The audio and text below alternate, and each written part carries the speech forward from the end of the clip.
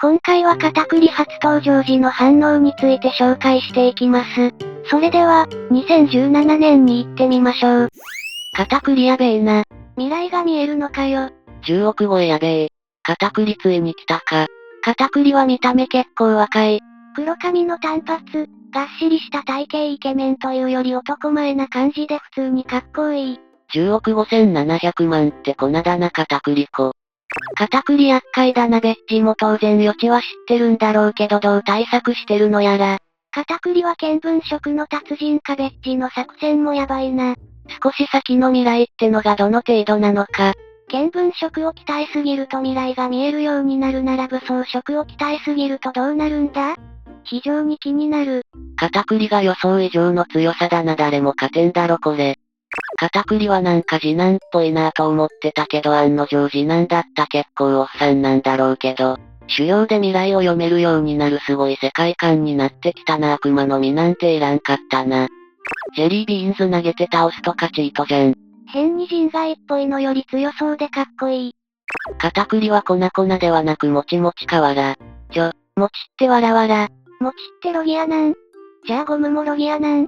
実体原型がなくなるものがロギアじゃなかったっけ？餅は米を加工して作る食べ物だからロギアと言われるのは違和感あるな。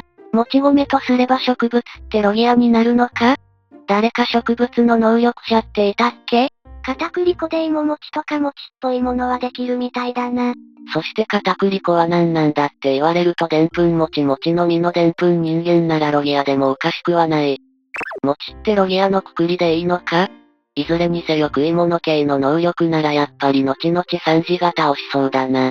餅といえばくっつく伸びる膨らむとかかゴムゴムと少し似てるな正直あまり強そうじゃない。未来種というチート能力持たせたから実は控えめにした？水が弱点はクロコダイルと一緒なんだな。キャラのビジュアル的に、もっとかっこいい能力かと思ってたもちもちて。片栗かっけー。来た本当に能力似せてるな。片栗にエレファントガン以上のエレファントガン食らってるフィーダウン。片栗もエレファントガン使えるのかよわら。なんか片栗が師匠になりそうな雰囲気だな。こりゃ片栗人気出るわ完全にルフィの上位互換やん。片栗は能力も鍛えまくって覇気も鍛えまくって良いなマムやカイドウみたいな初めから化け物じゃなくて努力で強くなってる感がとても好感持てる。あかんこんなん語れへんやんかまあ4校ビッグマム海賊団の実質ナンバー2だからな疲れもあるし勝てねえよな。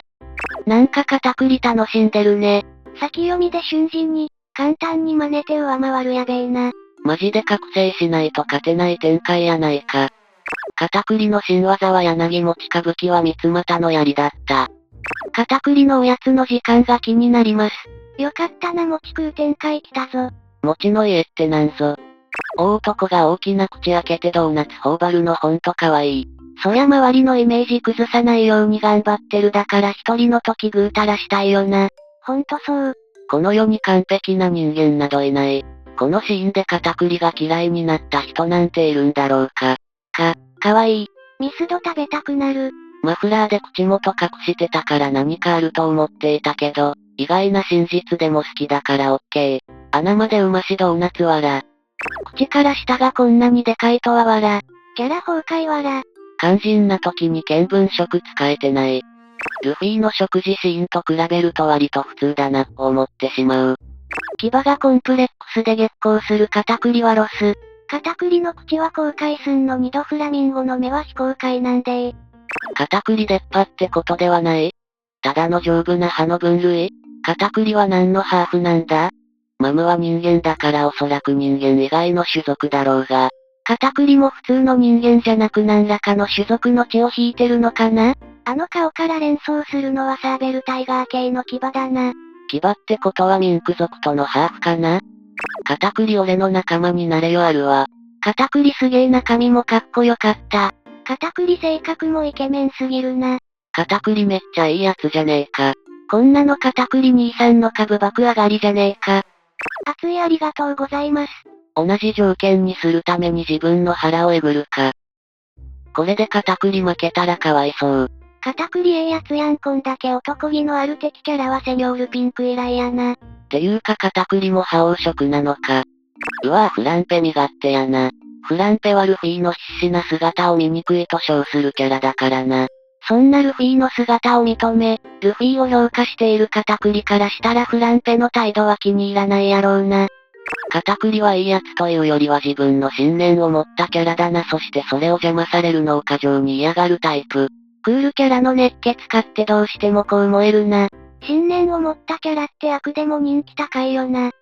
フクロウナギ見て笑った。確かにあれは口裂けだわ。良いセンスだ。穴までうましドーナツの時になんでこんな話入れるんだって言ってた人もいたけど今回はそれ込みでカタクリの株上げエピソードだったな。口裂けててもカタクリが一番イケメンなんだよな。倒れるだけでも恥というカタクリさんが何度も倒れながらも必死に戦っているルフィの姿を見て考えを改めたんだよ。最高じゃん。フランペの使い捨て感わら。やっぱり途中までカタクリ戦の終わらせ方思いついてなかったんだなわら。全力を出し切って潔く敗北を認めて血にせよと殺す気。ルフィがカタクリの口を隠すのマジ好き。全力同士の勝負で体力持たず背をつけて倒れるのよかった。対等に扱ってくれた敵に敬意を。コンプレックスの口元に帽子を。随分先を見てやがるってのがもしかするとルフィが海賊王になる未来が見れてるのかもしれないと考えるとかっこいいよな。かっこいいの一言に尽きる。お前が俺に勝る要素が何一つないと言われたけど、唯一他船では上回ってたよね。妹のために口を隠し、妹のために完璧を常に演じたカタクリかっこいいわ。妹を守るために強い兄であろうとする、かっこいいお兄ちゃんだ。なんだかんだ仲良いシャーロット兄弟好き。やっぱりカタクリ悪人じゃないと思う。兄弟思いの優しいお兄ちゃんだと思う。いいエピソードがあるキャラは後でルフィたちに協力するの濃厚。お兄ちゃんの秘密を知ってても言わなかったブリュレと最高のカタクリお兄ちゃん。カタクリ友達ができるようにアドバイスするペロス兄さんも好き。カタクリは最初なんか嫌な奴だと思ってたけど、過去編見てから好きになった。敵の中でダントツに好きだわ。次男だけど可愛いテーマイたちや家族のために戦うお兄ちゃん。これ見てるとブリュレも嫌いになれないよな。過去のブリュレ可愛いし。ブリュレいいな最高だわ。兄や姉から愛されすぎだし。ブリュレのこのセリフカタクリとの間に絆が見える目頭が熱くなるシーン泣いた。こういうお兄ちゃん欲しい。弟や妹がピンチになると自分の命を後回しにしてでも助けるお兄ちゃん素敵。最後までご視聴いただきありがとうございました。皆さんがカタクリの初登場時を見た時の反応はいかがだったでしょうか？ぜひコメント欄で教えてください。これからも当時の反応集投稿していくので、チャンネル登録、高評価よろしくお願いします。